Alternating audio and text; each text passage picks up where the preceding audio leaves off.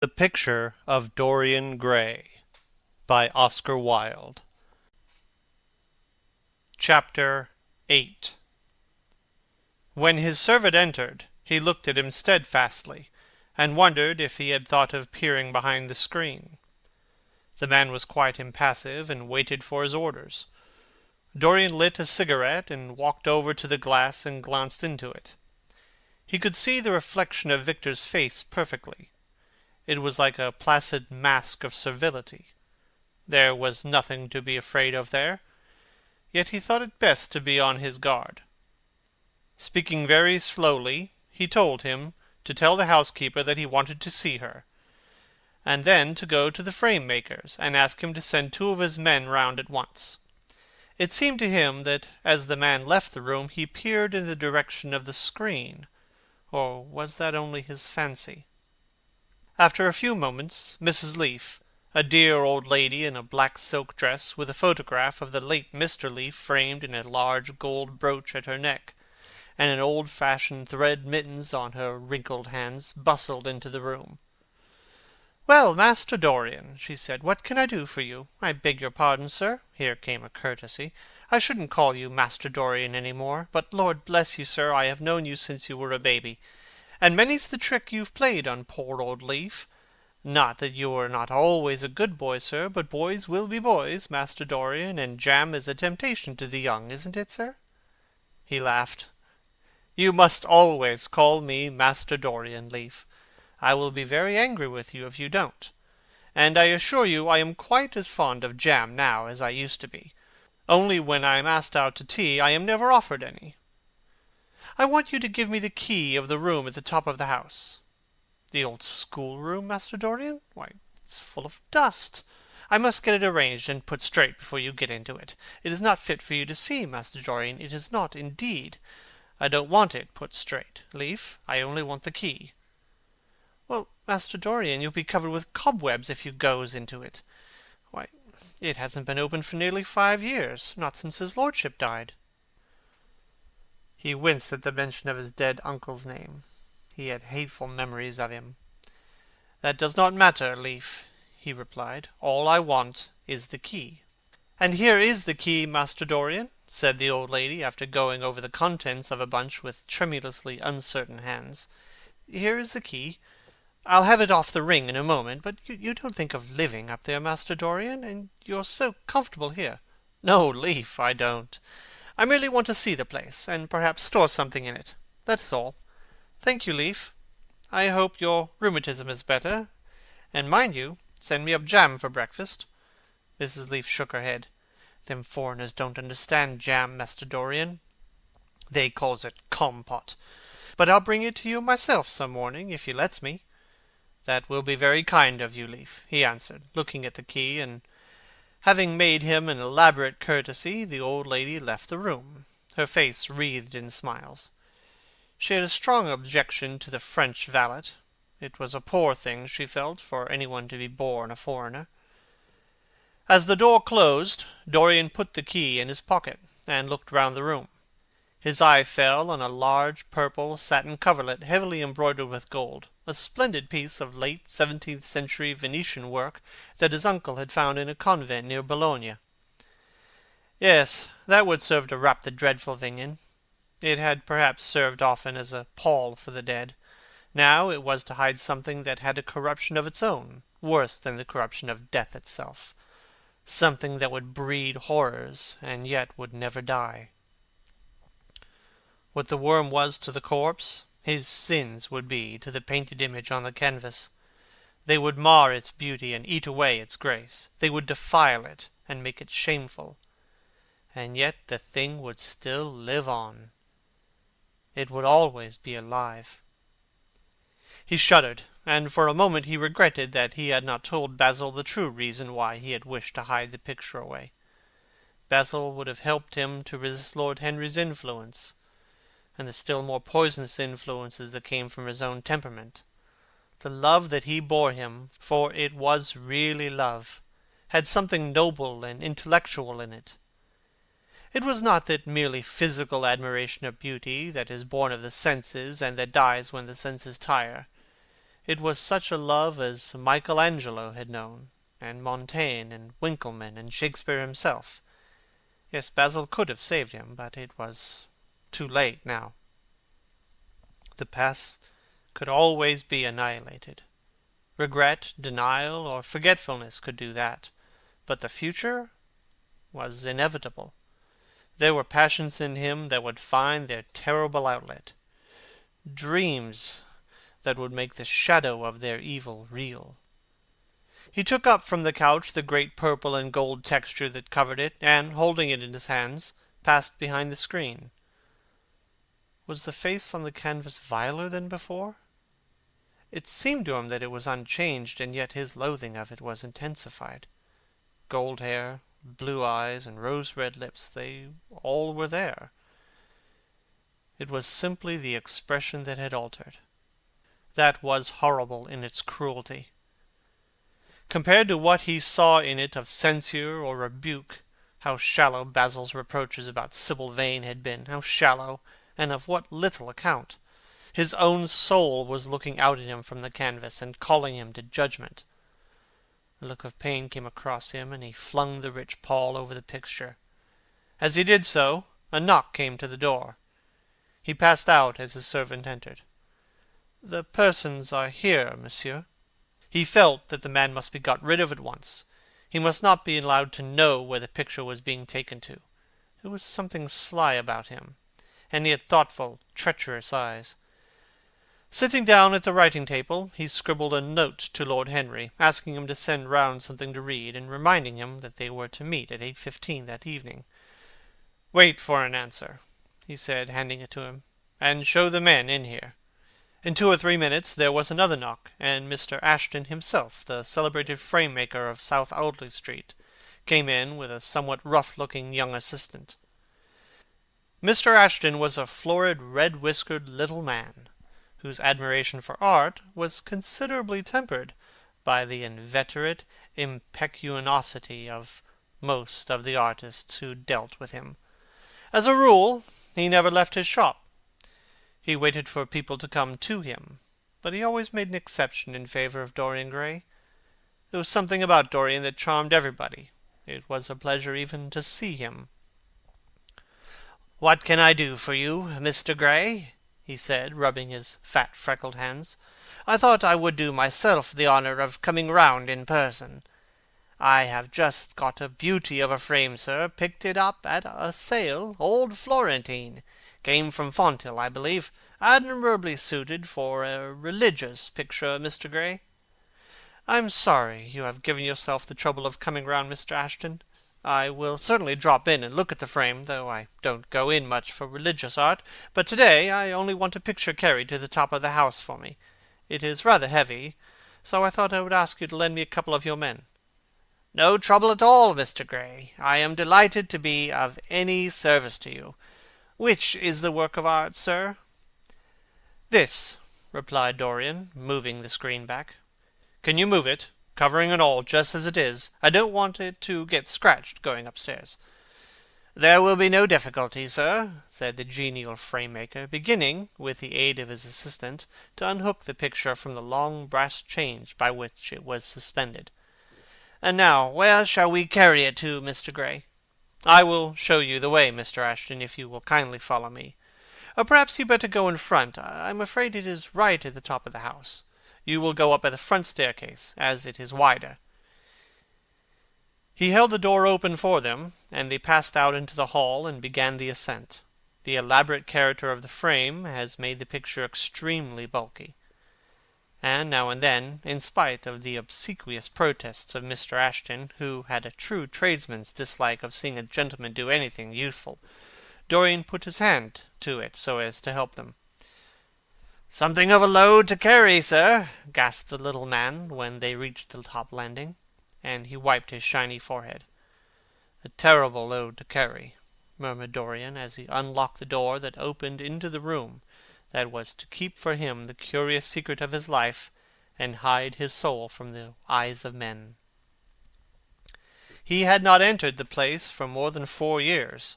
Not, indeed, since he had used it first as a playroom when he was a child, and then as a study when he grew somewhat older. It was a large, well-proportioned room, which had been specially built by the last Lord Sherard, for the use of the little nephew whom, being himself childless, and perhaps for other reasons, he had always hated, and desired to keep at a distance. It did not appear to Dorian to have much changed. There was the huge Italian cassone, with its fantastically painted panels and its tarnished gilt mouldings, in which he had so often hidden himself as a boy. There was a satinwood bookcase filled with his dog-eared school-books.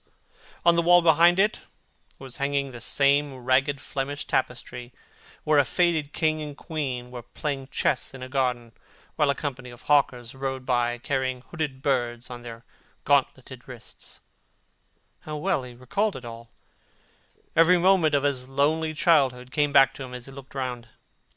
He remembered the stainless purity of his boyish life, and it seemed horrible to him that it was here that the fatal portrait was to be hidden away. How little he had thought, in those dead days, of all that was in store for him! But there was no other place in the house so secure from prying eyes as this. He had the key, and no one else could enter it. Beneath its purple pall, the face painted on the canvas could grow bestial, sodden, and unclean. What did it matter? No one could see it. He himself would not see it. Why should he watch the hideous corruption of his soul? He kept his youth, that was enough. And besides, might not his nature grow finer after all? There was no reason that the future should be so full of shame. Some love might come across his life, and purify him, and shield him from those sins that seemed to be already stirring in spirit and in flesh, those curious unpictured sins, whose very mystery lent them their subtlety and their charm.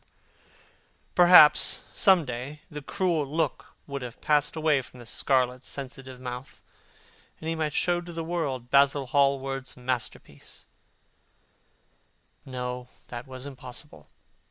The thing upon the canvas was growing old, hour by hour, and week by week. Even if it escaped the hideousness of sin, the hideousness of age was in store for it. The cheeks would become hollow or flaccid.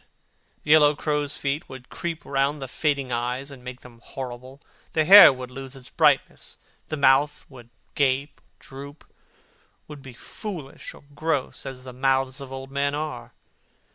There would be the wrinkled throat, the cold, blue-veined hands, the twisted body that he remembered in the uncle who had been so stern to him in his boyhood. The picture had to be concealed. There was no help for it. "Bring it in, Mr. Ashton, please," he said wearily, turning around. "I'm sorry I kept you so long. I was thinking of something else." "Always glad to have a rest, Mr. Gray," answered the frame-maker, who was still gasping for breath. "Where shall we put it, sir?" "Oh, anywhere. Here, this will do. I don't want to have it hung up. Just lean it against the wall. Thanks. Might one look at the work of art, sir?" Dorian started. "It would not interest you, Mr. Ashton," he said, keeping his eye on the old man. He felt ready to leap on him and fling him to the ground if he dared to lift the gorgeous hanging that concealed the secret of his life. "I won't trouble you any more now. I am much obliged for your kindness in coming round." Not at all, Mr. Gray. Ever ready to do anything for you, sir." And Mr. Ashton tramped downstairs, followed by the assistant, who glanced back at Dorian with a look of shy wonder in his rough, uncomely face. He had never seen anyone so marvellous. When the sound of their footsteps had died away, Dorian locked the door and put the key in his pocket. He felt safe now. No one would ever look on the horrible thing.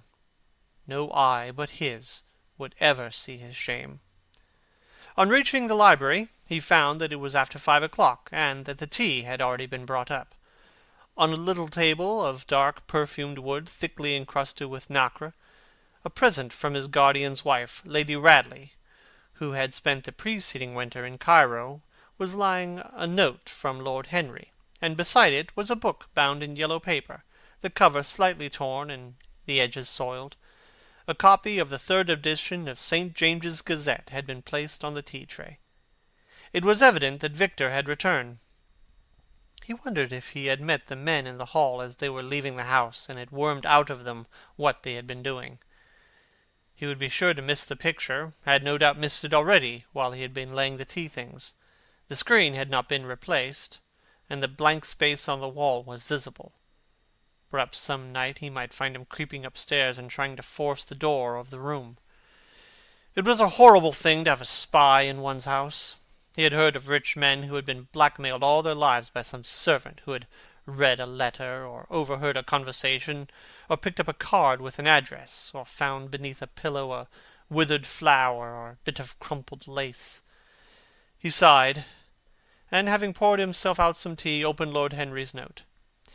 It was simply to say that he sent him round the evening paper and a book that might interest him, and that he would be at the club at 8:15.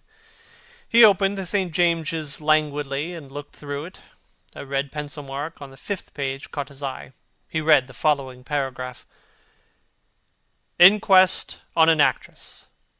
An inquest was held this morning at the Bell Tavern, Hoxton Road, by Mr. Danby, the district coroner, on the body of Sybil Vane, a young actress recently engaged at the Royal Theatre, Holborn. A verdict of death by misadventure was returned. Considerable sympathy was expressed for the mother of the deceased, who was greatly affected during the giving of her own evidence, and that of Dr. Birrell, who had made the post-mortem examination of the deceased. He frowned slightly, and, tearing the paper in two, went across the room and flung the pieces into a gilt basket. How ugly it all was, and how horribly real ugliness made things! He felt a little annoyed with Lord Henry for having sent him the account, and it was certainly stupid of him to have marked it with a red pencil. Victor might have read it. The man knew more than enough English for that. Perhaps he had read it, and had begun to suspect something. And yet, what did it matter? What had Dorian Gray to do with Sybil Vane's death? There was nothing to fear. Dorian Gray had not killed her. His eye fell on the yellow book that Lord Henry had sent him. What was it, he wondered. He went towards the little pearl-coloured octagonal stand, that had always looked to him like the work of some strange Egyptian bees who wrought in silver, and took the volume up. He flung himself into an arm-chair and began to turn over the leaves. After a few minutes he became absorbed. It was the strangest book he had ever read. It seemed to him that in exquisite raiment, and to the delicate sound of flutes, the sins of the world were passing in dumb show before him. Things that he had dimly dreamed of were suddenly made real to him. Things of which he had never dreamed were gradually revealed. It was a novel without a plot, and with only one character, being, indeed, simply a psychological study of a certain young Parisian, who spent his life trying to realize in the 19th century all the passions and modes of thought that belonged to every century except his own, and to sum up, as it were, in himself, the various moods through which the world-spirit had ever passed, loving, for their mere artificiality, those renunciations that men had unwisely called virtue, as much as those natural rebellions that wise men still call sin. The style in which it was written was that curious jewelled style, vivid and obscure at once, full of argot and archaisms, of technical expressions and of elaborate paraphrases, that characterizes the work of some of the finest artists of the French school of decadence. There were in it metaphors as monstrous as orchids, and as evil in colour. The life of the senses were described in the terms of mystical philosophy. One hardly knew at times whether one was reading the spiritual ecstasies of some medieval saint or the morbid confessions of a modern sinner. It was a poisonous book. The heavy odour of incense seemed to cling about its pages and to trouble the brain. The mere cadence of the senses, the subtle monotony of their music, so full as it was of complex refrains and movements elaborately repeated, produced in the mind of the lad, as he passed from chapter to chapter, a form of reverie, a malady of dreaming, that made him unconscious of the falling day and the creeping shadows. Cloudless, and pierced by one solitary star, a copper-green sky gleamed through the windows. He read on by its wan light till he could read no more. Then, after his valet had reminded him several times of the lateness of the hour, he got up, and going into the next room, placed the book on the little Florentine table that always stood at his bedside, and began to dress for dinner. It was almost 9 o'clock before he reached the club, where he found Lord Henry sitting alone in the morning-room, looking very bored. "I am so sorry, Harry," he cried, "but really it is entirely your fault. That book you sent me so fascinated me, I forgot what the time was." "I thought you would like it," replied his host, rising from his chair. "I didn't say I liked it, Harry. I said it fascinated me. There is a great difference." "Ah! If you have discovered that, you have discovered a great deal," murmured Lord Henry with his curious smile. "Come, let us go in to dinner. It is dreadfully late, and I am afraid the champagne will be too much iced."